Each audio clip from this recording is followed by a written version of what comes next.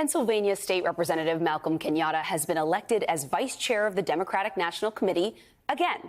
Kenyatta was forced to stand for re-election after the party revoked an earlier election that brought him and activist David Hogg to leadership. That move led to Hogg bowing out of the new race, raising fresh concerns as to whether the committee is using a heavy hand to mold the party into a more traditional view. In response to the results of the new election, DNC chair Ken Martin said, quote, Malcolm Kenyatta has been a strong and effective leader as DNC vice chair. He has been committed to this work since day one, and I look forward to continuing this fight with him. Joining us now is newly elected, again, DNC Vice Chair, Pennsylvania State Representative Malcolm Kenyatta. Welcome to the show. And congratulations on your election. So, okay. Thank you. Back again. There you go. back again. So, of course, congratulations. And I want your reflection on this win again. But I also need your reaction to the fact that some of this inviting is just still spilling out there. I mean, we're hearing tonight Randi Weingarten has quit the DNC in dispute. Can you speak to some of what's going on here and how you're going to chart the path forward? So, we have an opportunity today to really turn the page. But let me be, clear on this. Randi is a dear friend of mine, somebody who has always had my back, who, was one of the first people to endorse me when I ran for U.S. Senate against John Fetterman. And I love Randi Weingarten, and I respect the decision that she made in this moment. But one thing is crystal clear.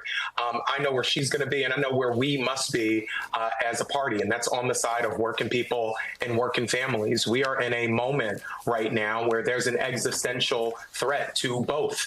And I know that every day feels like years, but the reality is just a week ago or so, this Republican-led Congress marched right in line with Donald Trump, advancing a budget out of the House that's going to kick 14 million people off of their health care. That's literally going to steal food out of the mouths of kids. Also that folks like Donald Trump and people who can afford memberships to Mar-a-Lago can get even bigger tax breaks. And so I think people are sick of hearing about drama at the DNC. I'm sick of talking about it. And I think that, now we have an opportunity to get back to the three words that I think make up our mission and ultimately our message. We have to make life better for people. And I'm going to spend every single day talking about how we do just that. I look forward to keep working with Chair Martin. I trust his leadership in this moment. And I think that we can move this party forward. I just got back from Mississippi talking about the investments that we're making in states and in the South.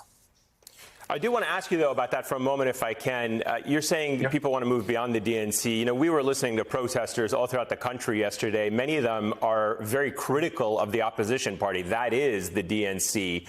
And so you're trying to kind of, I don't want to say you're diminishing the debate that's taking place inside the DNC, but certainly there are people, more progressive people in the party, who are disappointed with the way the DNC has handled this and the lack of transparency. How do you build confidence for that part of the party who's watching this and say you guys are just trying to marginalize a big part of the party? Listen, I'm not downplaying that argument. I'm making that argument, and that's why I'm there. I was crystal clear as this process went forward of redoing the election that I said it felt like a slap in my face. I think it was a slap in my face. I'm absolutely frustrated with a lot of things that happened in this party. And if you ask me, Malcolm, have you ever been upset with the Democratic Party? Hell yeah. But the question is, what do I do with that anger and that frustration? I decided to run to make sure this party can be what it must be in this moment. And I think about everything that's happening in this country, and the exact opposite of what some folks suggest is what we need in this moment. We need more good people to step up and run.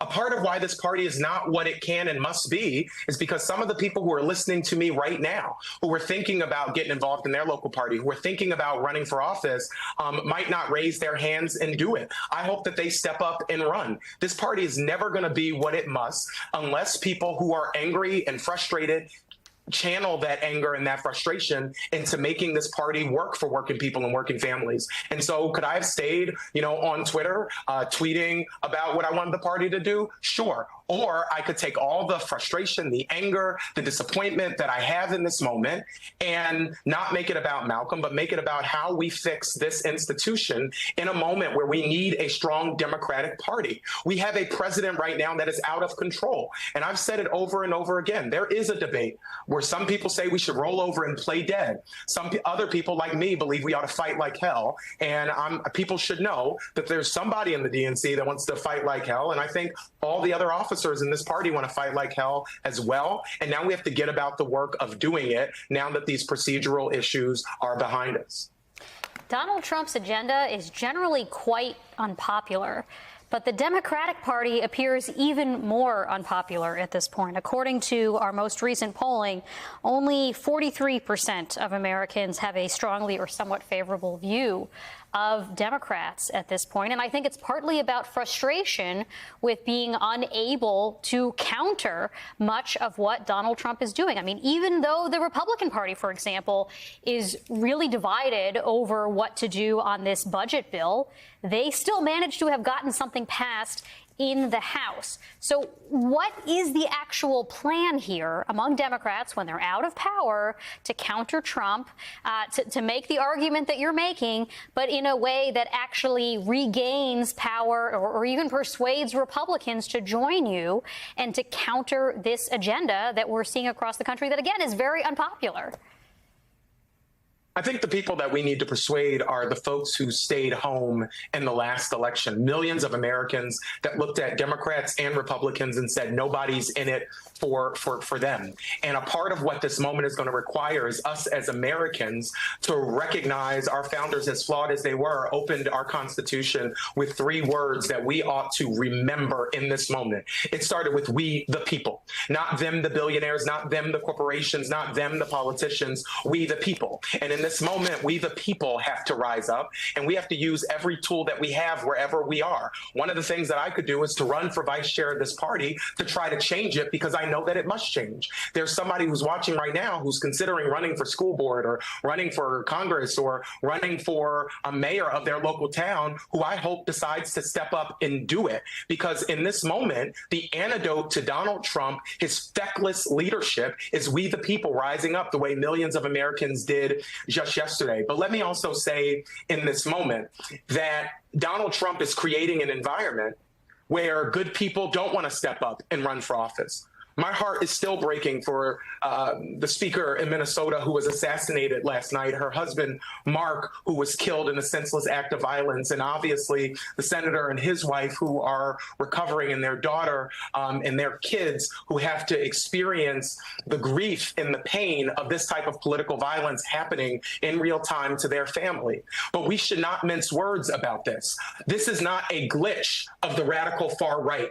This is a feature. And when you have a president who on day one pardons 1,500 people who were engaged in political violence, somebody who jokes about it, who laughs about it, who encourages people at his rallies to go out and beat the hell out of people. This is why we get the political violence that we've seen. And I am sick of people acting like this is a both sides thing. I am sick of people acting like the Democrats don't call out political violence. We call it out every single time. This president praises people who engage in political violence in his name. He pardons them. He even talked about pardoning the folks who tried to kidnap Governor Whitmer. So we have to come together as Americans and recognize that doing the work inside institutions is not celebrating the institution.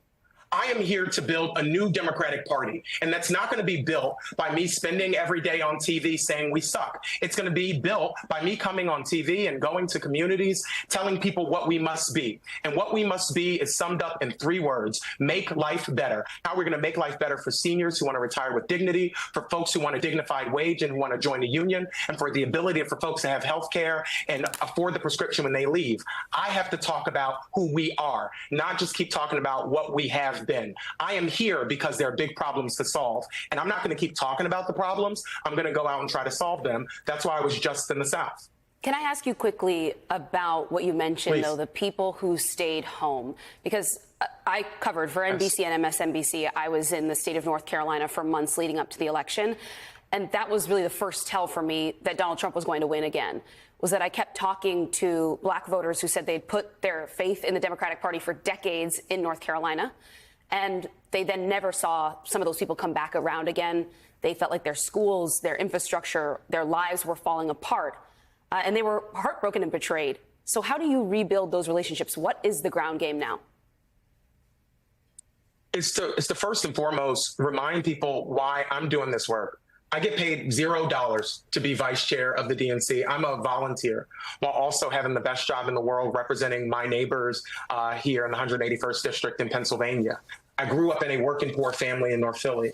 Buried both of my parents by the time I was 27 because they didn't have access to the type of health care everybody deserves. Know what it means to move multiple times. Got my first job at 12 years old.